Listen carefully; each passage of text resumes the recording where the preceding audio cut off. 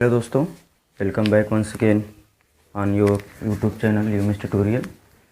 आज हम लोग हिंदी मीडियम स्टूडेंट के लिए क्लास 11th के फर्स्ट चैप्टर कुछ मूलभूत सिद्धांत, सम बेसिक कॉन्सेप्ट की बात करेंगे। तो यहाँ से शुरू करते हैं, आप लोग बने रहिए हमारे साथ। तो हालांकि ये जो इम्पोर्टेंट कॉन्सेप्ट है हर जगह आपको काम आएगा, चाहे आप किसी क्लास में हो। तो क्लास 11th में सबसे पहले जब आप लोग जाते हैं तो सबसे पहले आप देखते हैं क्लास 9 10th के बाद आपका सिलेबस अचानक से बहुत ज़्यादा हाइक हो जाता है, बहुत ज़्यादा बढ़ जाता है। और यहाँ पे जो केमिस्ट्री का पार्ट है, यहाँ से आपको काफ़ी डिटेल और इन्फॉर्मेटिव इन्फॉर्मेशंस मिलते हैं। तो यहाँ पे शुरू करते हैं। सबसे पहले केमिस्ट्री अर्थात रसायन। देखिए, रसायन जो है वो एक विज्ञान का भाग है, विज्ञान का पार्ट है। तो सबसे पहले आई होप कि आप लोग विज्ञान की परिभाषा से ज़रूर परिचित होंगे। अब जानते होंगे विज्ञान क्या होता है, जैसा कि शुरू से ही आप लोग पढ़ते आ रहे हैं। क्लास 7th 8th में इसकी परिभाषा आपको पता चल जाती है कि सुव्यवस्थित सुसंगठित क्रमबद्ध ज्ञान ही क्या है, विज्ञान है, अर्थात systematic knowledge of anything is called science. तो विज्ञान के कई भाग होते हैं, विज्ञान के कई भाग होते हैं, कई भाग होते हैं। जैसे आपका कृषि विज्ञान आपने सुना होगा ना, भौतिक विज्ञान, भौतिक विज्ञान, रसायन विज्ञान, फिर युद्ध विज्ञान, संश्लेषित विज्ञान, मेडिकल साइंस। तो विज्ञान के बहुत सारे शाखाएं हैं, बहुत सारी शाखाएं हैं। उनमें से 3 महत्वपूर्ण शाखाएं होती हैं: जीव विज्ञान, रसायन विज्ञान और भौतिक विज्ञान। इन 3 महत्वपूर्ण शाखाओं में हम लोग स्पेशली बात करने वाले हैं रसायन विज्ञान की। तो विज्ञान की कई शाखाएं हैं, उनमें से 3 सबसे महत्वपूर्ण शाखाएं हैं: भौतिक विज्ञान, रसायन विज्ञान, जीव विज्ञान। तो आज हम लोग बात करेंगे रसायन विज्ञान की। आप इस तरीके से समझ सकते हैं कि कोई एक आदमी है, उसके बहुत सारे लड़के हैं, बहुत सारे बच्चे हैं। मान लेते हैं लेट्स से कि उसके पास 10 बच्चे हैं, लेकिन उनमें से 3 बच्चे ऐसे हैं जो बहुत टॉप पोजीशन पे हैं। लेट्स से कि वो IAS PCS है। तो सामान्यतः जो लोग हैं वो उन तीनों ही बच्चे के नाम जानते हैं और ये मानते हैं कि इस आदमी के पास 3 ही लड़के हैं, जबकि एक्चुअल उसके पास 10 बच्चे हैं। तो ऐसे ही विज्ञान की बहुत सारी शाखाएं हैं, लेकिन इनमें से 3 ऐसी हैं जो काफ़ी महत्वपूर्ण हैं।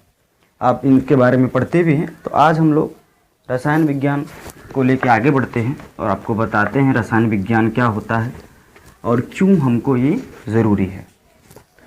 So let's talk about this. तो रसायन विज्ञान क्या होता है? तो सबसे पहले आप जानते हैं कि रसायन विज्ञान के फादर, जो रसायन विज्ञान की खोज किए थे, उनका नाम लेवासिये है। तो लेवासिये साहब ने क्या किया था? रसायन विज्ञान की खोज किया था। और ये कीमिया शब्द से, केमिस्ट्री कीमिया शब्द से बना हुआ है, जिसका अर्थ होता है काला। तो कीमिया शब्द से इसका निर्माण किया गया है, ये बना हुआ है। और रसायन विज्ञान की खोज लेवासिये ने किया था। अब रसायन विज्ञान की परिभाषा क्या होती है? विज्ञान के बाद विज्ञान का ये एक भाग है, रसायन विज्ञान की परिभाषा क्या होती है?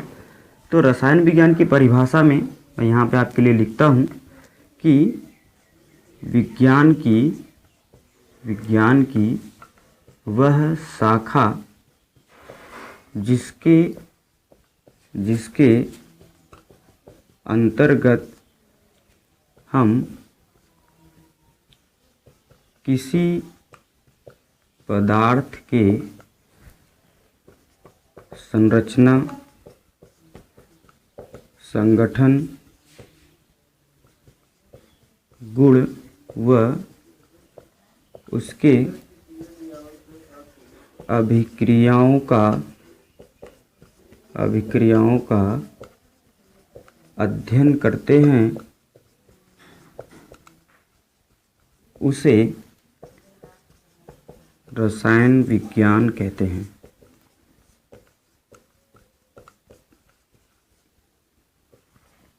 अध्ययन करते हैं उसे हम क्या कहते हैं, रसायन विज्ञान कहते हैं। तो इसमें 2-3 कीवर्ड्स हैं जो हमको ध्यान देना है कि विज्ञान की वह शाखा जिसके अंतर्गत हम किसी पदार्थ के संरचना, संगठन, गुण व इनकी अभिक्रियाओं का क्या करते हैं, अध्ययन करते हैं, हम उसे क्या कहते हैं, रसायन विज्ञान कहते हैं। तो सबसे पहले हम लोग ये जानते हैं, आपने सुना भी होगा, शायद आपको पता भी होगा कि पदार्थ किसे कहते हैं, क्योंकि रसायन विज्ञान की वह शाखा है जिसके अंतर्गत हम पदार्थों के बारे में ये सारी चीज़ों का अध्ययन कर रहे हैं। तो जाहिर सी बात है कि सबसे पहले इससे ही जानना पड़ेगा कि ये क्या होता है, क्योंकि पदार्थ के ही संरचना, संगठन, गुण, धर्म की बात किया जा रहा है। तो पदार्थ क्या होता है, सबसे पहले हम लोग इसकी बात करेंगे। तो पदार्थ जो होता है, जैसा कि आपने क्लास 9 या इससे पहले भी चीज़ों में पढ़ा होगा कि पदार्थ क्या है कि वह जो स्थान घेरे तथा जिसमें कुछ भार हो तथा वह हमारी ज्ञान इंद्रियों द्वारा महसूस किया जाए, उसे पदार्थ कहते हैं। उसे क्या कहते हैं दोस्तों, पदार्थ कहते हैं। वह जो स्थान घेरे तथा जिसमें कुछ भार हो तथा वह हमारी ज्ञान इंद्रियों द्वारा महसूस किया जाए, उसे हम क्या कहते हैं, पदार्थ कहते हैं। तो हमारे पास कुल 5 ज्ञान इंद्रियां हैं, जैसे कि त्वचा, आँख, कान, नाक, ठीक है, जीवा। तो ये हमारे पास 5 ज्ञान इंद्रियां हैं। इनकी सहायता से हम क्या करते हैं, किसी भी चीज़ को अगर हम देख रहे हैं तो हमारी आँख की ज्ञान इंद्रियाँ काम कर रही हैं, छू रहे हैं तो त्वचा काम कर रहा है, सूंघ रहे हैं तो नाक काम कर रहा है, चख रहे हैं तो जीवा काम कर रही है। तो इस परिभाषा के अकॉर्डिंग हमारे पास सारे जो हमारे आसपास में जितनी भी चीज़ें हैं वो सब क्या हैं, पदार्थ हैं। अच्छा, पदार्थ को हम क्या कहते हैं, और भी नामों से जानते हैं। इसे द्रव्य भी कहते हैं, वस्तु भी कहते हैं, चीज़ भी कहते हैं। तो सब इसी के नाम हैं। जैसे हमारे आपके कई नाम होते हैं, स्कूल में अलग है, घर में अलग है, कहीं आप रिलेशन में जाते हैं आपको अलग नाम दिया जाता है, आपके दोस्त आपके अलग नाम रख देते हैं। आप तो वही इंसान रहते हो। उसी तरीके से यहाँ पर ये पदार्थ को द्रव्य, वस्तु, चीज़ कुछ भी कह लीजिए, उसका सेंस एक ही होता है।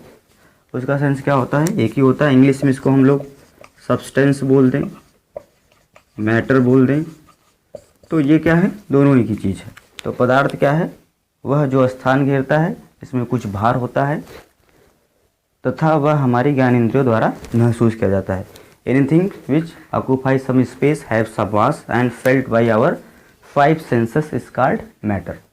ओके, तो अब इस परिभाषा के अकॉर्डिंग दुनिया में जितनी भी चीज़ें हमारे आसपास दिख रही हैं सब क्या हैं, पदार्थ हैं।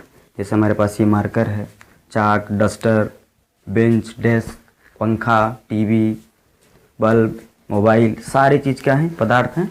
क्योंकि इस परिभाषा में वो फिट होंगे, वो कुछ न कुछ स्थान घेरेंगे, उसमें कुछ भार होगी, तो डेफिनेटली वो क्या होने वाले हैं, पदार्थ आपको देखने के लिए मिलेंगे कि वो पदार्थ हैं। अब पदार्थ में 3 चीज़ें तो नेसेसरी हैं तभी वो पदार्थ होगा। एक तो वो स्थान घेरना चाहिए, एक तो उसमें कुछ भार होना चाहिए, और हमारी वो ज्ञान इंद्रियों द्वारा महसूस किया जाना चाहिए। अगर ये 3 क्वालिटीज़ हैं किसी भी चीज़ में तो उसको हम पदार्थ कह सकते हैं। जैसे ईंट हमने एग्जाम्पल लिया, तो आप देखेंगे ईंट में क्या है, ईंट में भार है कुछ, वह कुछ स्थान घेरता है, और ईंट को हम अपनी आंखों से देख पा रहे हैं, तो डेफिनेटली वो क्या है, एक पदार्थ है। ऐसे ये मार्कर भी है, हमारे आंखों से दिख रहा है, हाथ से हमने पकड़ा हुआ है, ये कुछ स्थान घेरा हुआ है ना, और इसमें क्या है, कुछ न कुछ भार है, तो ये भी क्या है, पदार्थ है। तो इस अकॉर्डिंग दुनिया में जितनी भी चीज़ें दिख रही हैं वो क्या हमारी पदार्थ है। लेकिन बहुत सारी चीज़ें ऐसी आपको देखने को मिलेंगी, जैसे ठंडी, गर्मी। अब ठंडी और गर्मी हमारे ज्ञान इंद्रियों द्वारा महसूस तो की जाएंगी, लेकिन ये कुछ स्थान या भार इसमें नहीं होगा। जैसे आप ठंडी को माप नहीं सकते कि आज 5 किलो ठंडी पड़ी, आज 10 किलो ठंडी पड़ी, आज 15 किलो गर्मी पड़ी। तो ये महसूस तो की जाती है, लेकिन इसमें कुछ भार या स्थान घेरने वाली बात नहीं होती है, इसलिए ये पदार्थ नहीं होती है। लेकिन यहीं पे अगर हम कोल्ड ड्रिंक्स की बात करें तो कोल्ड ड्रिंक्स क्या है? पदार्थ है। कोल्ड ड्रिंक्स इसलिए पदार्थ है क्योंकि कोल्ड ड्रिंक्स क्या करेगी? स्थान घेरेगी, उसमें कुछ न कुछ भार होगा और उसको हम देख सकते हैं या पिएंगे तो चख सकते हैं। तो ठंडी पदार्थ नहीं है, बल्कि कोल्ड ड्रिंक्स क्या है? पदार्थ है। तो उस तरीके से अगर हम कहें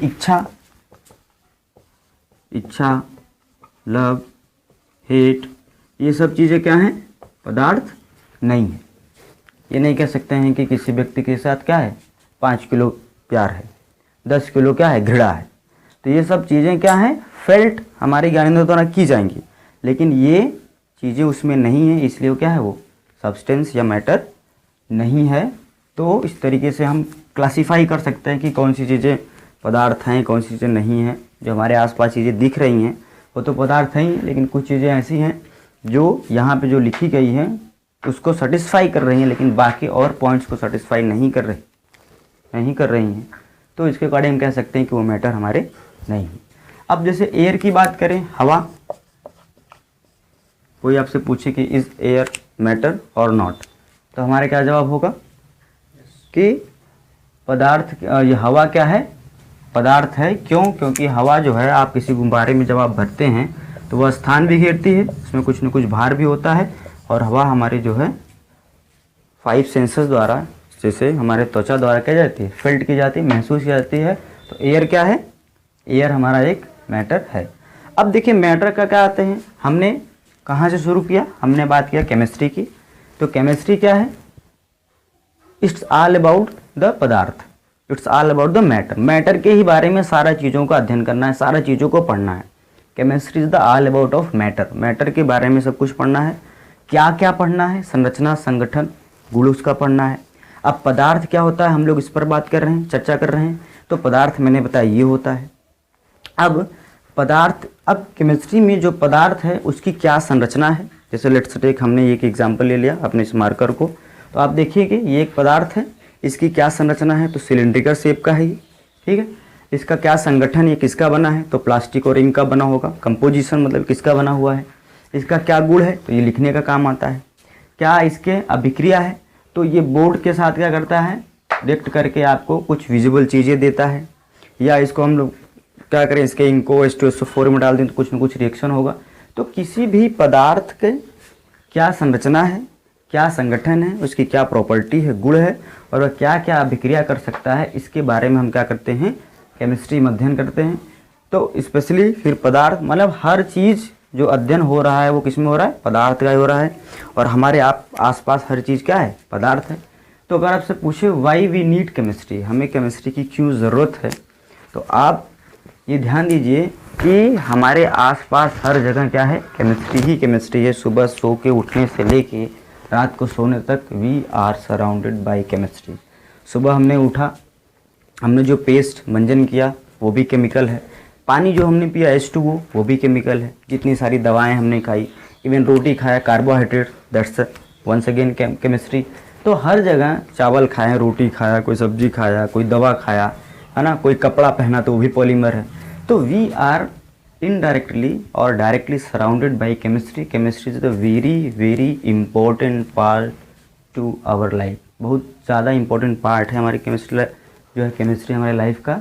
तो chemistry it's all about matter, पदार्थ। पदार्थ क्या होता है मैंने इसकी बात किया, और किसी भी पदार्थ के स्ट्रक्चर, प्रॉपर्टी और उसके कंपोजिशन और उसमें होने वाले रिएक्शंस के अध्ययन को हम क्या कहते हैं? केमिस्ट्री कहते हैं। अब हम इसी को, पदार्थ को लेकर थोड़ा और डिटेल में बात करते हैं, लेके आगे बढ़ते हैं कि what is the classification of matter. Sorry, classification of matter क्या है? पदार्थ का वर्गीकरण क्या है?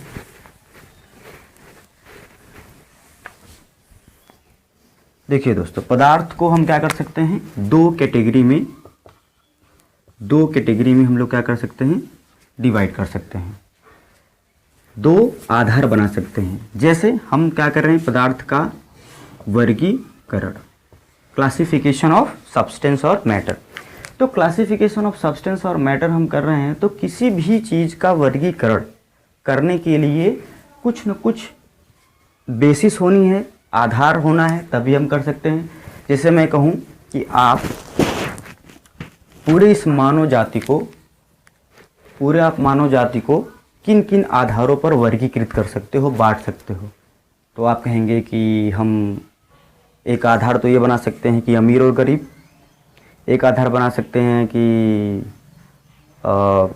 कोई आदमी क्या है, किस जाति का है, एक आधार बना सकते हैं। दूसरा आधार ये बना सकते हैं कि कौन फिजिकली सही है, कौन नहीं सही है।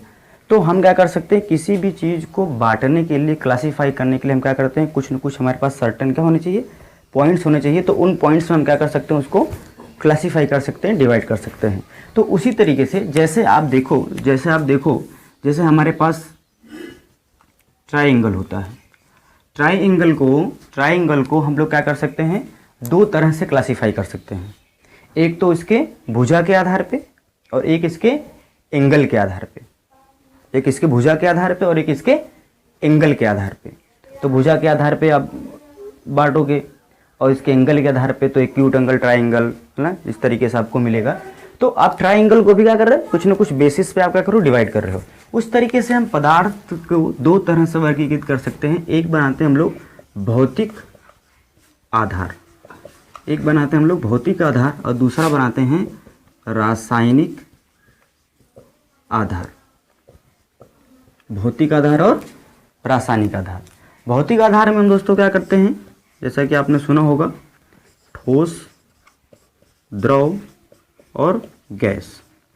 ठोस, द्रव और गैस। हालांकि अभी इसमें आगे हम लोग बात करेंगे, दो और प्रकार के भौतिक आधार पर पदार्थ जोड़ दिए गए हैं, जिन्हें हम प्लाज्मा और बोस-आइंस्टाइन कंडेंसेट कहते हैं। लेटर ऑन हम लेक्चर में बात करेंगे। इसमें मेनली जो है वो भौतिक आधार पे पदार्थ को ठोस, द्रव और गैस में बांटा गया है। मतलब दुनिया में जितना भी पदार्थ है, अब पदार्थ क्या है ये पहले मैंने बता चुका आपको। तो दुनिया में जितने भी पदार्थ हमारे आसपास दिख रहे हैं, या तो वो दोस्तों ठोस होंगे, या तो द्रव होंगे, या तो क्या होंगे, गैस होंगे। इन तीनों में से कुछ न कुछ आपको देखने के लिए ही मिलेगा। जैसे ये मार्कर हमारा क्या है, ठोस है। ये मार्कर क्या है, ठोस है। जल क्या है, द्रव है। जल क्या है, द्रव है। हवा क्या है, गैस है। तो इन तीनों ही पदार्थ की कैटेगरी में आपको क्या होंगे, पदार्थ देखने के लिए मिलेंगे। या तो वो ठोस होगा, या तो द्रव होगा, या तो क्या होगा, गैस होगा। Either it will be solid और लिक्विड और गैस। अब रासायनिक आधार में पदार्थ को दो तरह से बांटते हैं हम लोग, शुद्ध और अशुद्ध। कैसे बांटते हैं दोस्तों, शुद्ध और अशुद्ध। That is the pure and impure. मतलब कह सकते हैं कि भौतिक आधार पर पदार्थ कितने प्रकार का, तीन प्रकार का, और रासायनिक आधार पर पदार्थ कितने प्रकार का, दो पदार्थ का। या तो पदार्थ शुद्ध होगा और या तो क्या होगा, अशुद्ध होगा। दोनों में से एक ही जो हो सकता है, या तो वो शुद्ध होगा या तो क्या होगा, अशुद्ध होगा। तो भौतिक आधार पे ठोस, द्रव, गैस, और रासायनिक आधार पे शुद्ध और अशुद्ध। अब हम वन बाय वन डिस्कस करते हैं। पहले भौतिक आधार को कंप्लीट करते हैं, फिर रासायनिक आधार पे आते हैं, और यहाँ से ये मेन वर्ग क्लासिफिकेशन आपका, यहीं से पूरा का पूरा आपको केमिस्ट्री पता चलेगा, फिर एलिमेंट क्लासिफिकेशन क्या है पता चलेगा। यहाँ पे आप देखो फर्दर इसको हम लोग क्लासीफाई कर सकते हैं। शुद्ध पदार्थ को आपको तत्व और यौगिक में, रासायनिक आधार पे पदार्थ शुद्ध और अशुद्ध। इसके बाद इसको हम लोग, हमारा क्या है, शुद्ध पदार्थ, तत्व और यौगिक हैं। तत्व को वापस हम लोग यहाँ से बांटते हैं। तत्व जो है आपके तीन प्रकार के हैं। एक तो क्या है, धातु है, फिर क्या है, अधातु है, और क्या है, उपधातु है। Metal, non metal, metalloid. Metal, non metal, metalloid. यौगिक भी आगे चल के बांटा जाता है, polar compounds, non polar compounds. तो जैसे हम लोग आगे बढ़ेंगे लेक्चर में, यहाँ पे आपको बताया जाएगा। लेकिन मेनली आपको क्या ध्यान देना है, रासायनिक जो आधार बनाया हम लोगों ने वो शुद्ध और अशुद्ध का है, और शुद्ध को वापस हम लोग तत्व और यौगिक में डिवाइड कर सकते हैं। अशुद्ध पदार्थ जो हमारा मिक्सचर्स होता है, मिक्सचर्स से ही क्या बनते हैं, होमोजेनियस मिक्सचर को सोल्यूशन कहेंगे, वो हम लोग बात करेंगे। तो सबसे पहले भौतिक आधार की अगर हम लोग बात करें, तो भौतिक आधार पे हमारे पास ठोस, द्रव, गैस है। ठोस क्या होता है, द्रव क्या होता है, गैस क्या होता है। अब हम लोग इसकी बात करते हैं। तो सबसे पहले हम लोग यहाँ पे इस तरीके से डिफ्रेंशिएट भी करेंगे ठोस, द्रव और गैस। तो देखिए, पहला तो ठोस क्या होता है, तो हमें मालूम है कि वे पदार्थ जिनका आयतन और आकार दोनों क्या हो, निश्चित हो, उन्हें क्या कहेंगे, ठोस कहेंगे। जिनका आयतन और आकार क्या हो, निश्चित हो, आयतन और आकार निश्चित हो, उन्हें हम क्या कहेंगे, ठोस कहेंगे। जिसका आयतन निश्चित हो परंतु आकार अनिश्चित हो, उन्हें हम क्या कहते हैं, द्रव कहते हैं। इसका ना तो आयतन निश्चित होता है और ना ही आकार निश्चित होता है। It means what is the solid, those matter और those substance which have fixed volume and fixed shape are called solid. Those matter which have fixed volume but does not fixed shape, it's called liquid.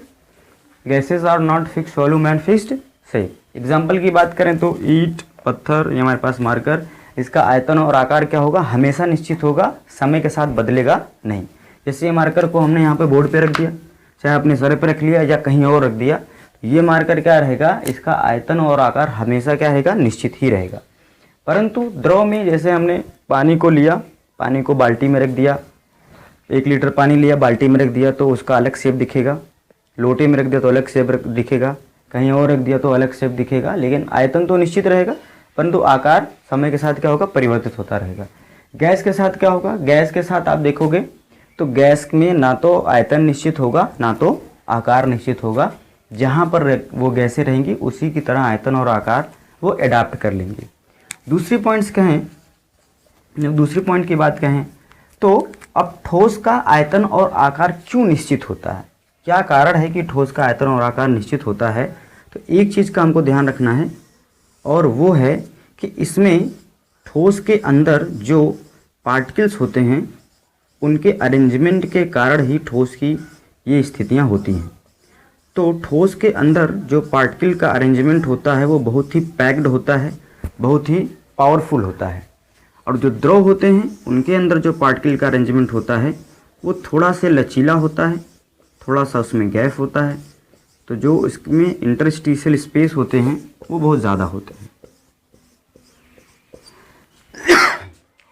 तो हम देख सकते हैं कि जो हमारा पदार्थ ठोस है उसके अंदर आप जैसे देखो, चाक लो और चाक को तोड़ो तो आप इस तरीके से अगर उसको पाउडर फॉर्म में बनाओगे उसमें छोटा छोटा पार्टिकल गिरेगा, छोटा छोटा पार्टिकल, मतलब उस पार्टिकल से ही मिल मिल के उस चाक का क्या हुआ है, फॉर्मेशन हुआ है, निर्माण हुआ है। जैसे मैंने एक ये लाइन आपके लिए खींच दी, तो इस लाइन में असंख्य क्या है, बिंदु हैं, जिन बिंदुओं से मिलने के कारण क्या है, उस लाइन का निर्माण हुआ है। जैसे आप मोबाइल में जूम करते हैं तो आपको ये दिखता है कि एक एक पॉइंट मिल के लाइन बना हुआ है।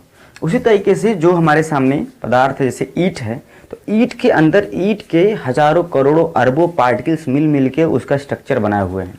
तो वो पार्टिकल क्या होते हैं, वो पार्टिकल बहुत ही क्या होते हैं, क्लोज्ड होते हैं, बहुत ही पास होते हैं, जिसके कारण से इसका आयतन और आकार निश्चित होता है और इस पर किसी भी प्रकार का आयतन आकार में परिवर्तन समय के साथ नहीं होता है। परंतु यहाँ पर क्या होते हैं, पार्टिकल थोड़े दूर हैं, इधर उधर क्या सकते हैं, मूवेबल हो सकते हैं, तो इसका आकार क्या हो सकता है, चेंज हो सकता है।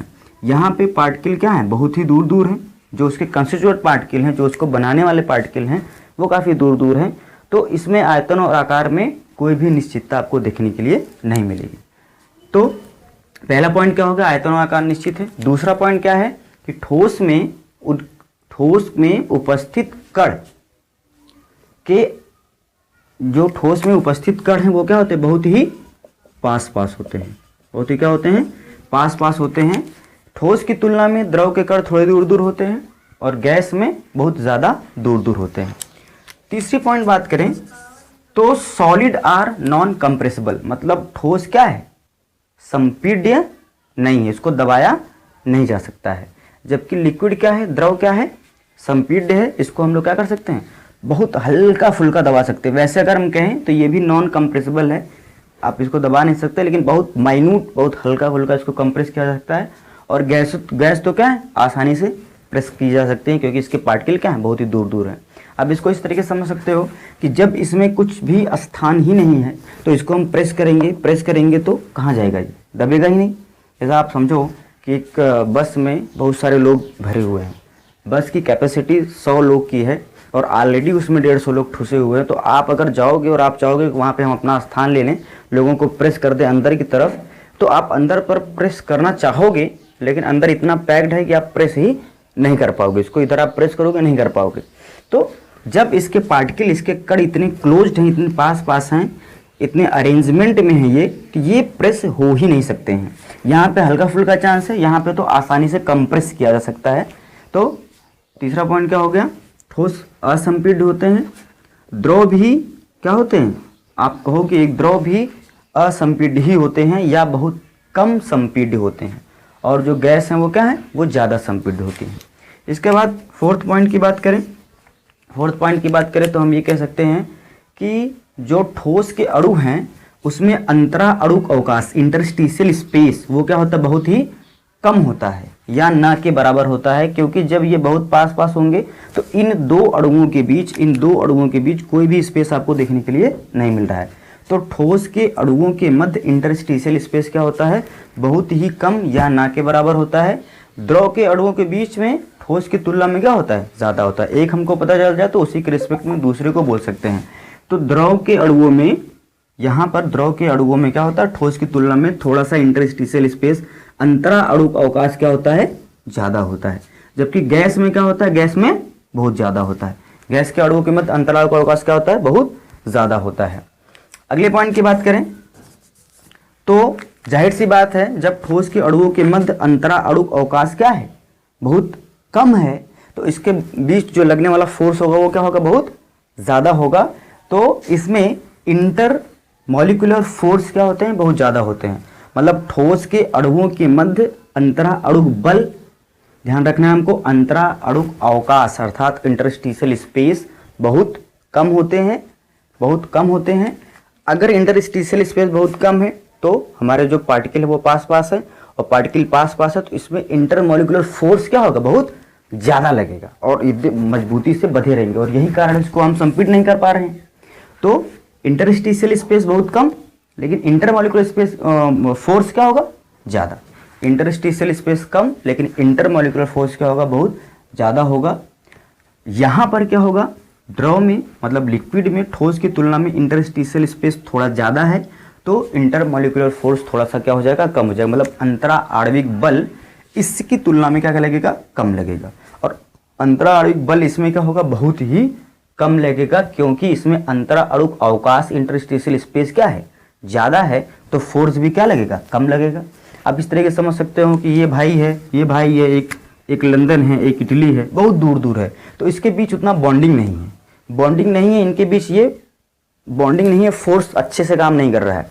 और ये दोनों लोग क्या है, साथ साथ रहते हैं, तो ये क्या है, मजबूत भी हैं और पैक्ड भी है, इनको कोई कंप्रेस भी नहीं कर पा रहा है।